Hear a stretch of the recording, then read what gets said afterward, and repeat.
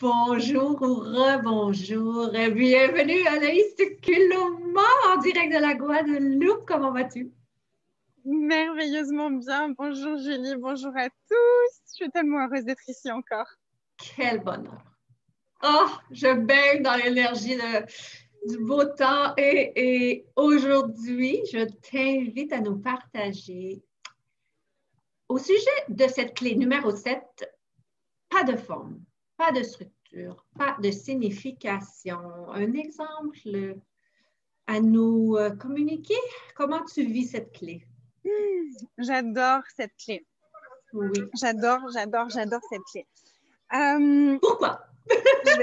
Pourquoi? Parce qu'on met de la forme, on met de la structure et on met de la signification sur tellement de choses. Et quand en fait, on met de la forme, de la structure et de la signification sur des choses, on les verrouille complètement et on ne peut plus les changer. Dès que tu rends quelque chose significatif, c'est plus possible de le changer. Ça devient tellement lourd, tellement dense, tellement important dans ta vie que tu peux plus du tout le transformer. Oui. Oui. Est-ce que donc c'est dans le sens que les molécules sont tellement denses, tellement comprimées? Ouais. C'est un défi de démoléculariser. Totalement. D'accord. Totalement. Et ça peut être surtout, en fait, dès que... Moi, c'est un outil que j'utilise beaucoup avec mon business. Oui. Avec la création de mon business. Je regarde souvent quelle forme est-ce que j'ai décidé que mon business devait avoir. Oui. Et c'est une décision, donc ça te coupe de la prise de conscience, ça te sort de l'espace de poser des questions. Et on l'a vu avec les précédentes clés, poser des questions, c'est la clé de base pour ouvrir des possibilités différentes. Si tu fais de la forme avec ton business, si tu fais de la signification sur comment est-ce qu'il doit fonctionner, de quelle façon est-ce que tu dois être avec ton business, et ça marche avec tous les autres domaines de la vie, on est bien d'accord? Oui.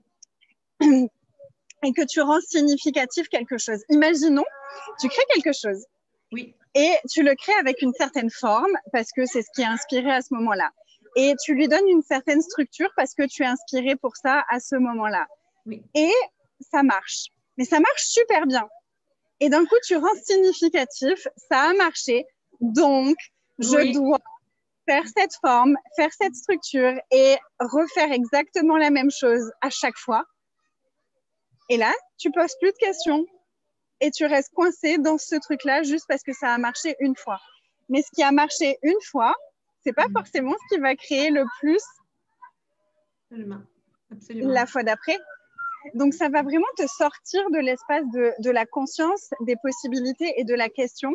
Ça te fige dans quelque chose qui n'est pas forcément contributif à chaque fois. Et on fait la même chose avec tout, avec nos enfants. Si j'ai fait ça une fois et que ça a marché, elle m'a écouté et ça s'est bien passé, je vais avoir tendance à rendre ça significatif, à faire une forme et une structure avec ça et à refaire encore et encore et encore la même chose. Sauf que peut-être que c'est plus du tout la même énergie, c'est plus du tout la même chose qui se passe avec ton enfant. Et du coup, la première fois, ça a super bien marché parce que c'était cette énergie-là. Et puis la fois d'après, tu es là, pourquoi ça marche pas? J'ai fait exactement la même chose. Quel rappel absolument magique. Ça s'applique dans toutes les sphères de la réalité. Merci infiniment. Merci pour à ce toi. partage inestimable. C'est inestimable d'avoir ta perspective, d'avoir la perspective de tous les auteurs et on te redécouvre le 17 mars 2021. Quoi d'autre est possible pour moi? Ah, comment tu es si chanceuse. Je te retrouve très bientôt au show. À bientôt, merci. À bientôt, merci.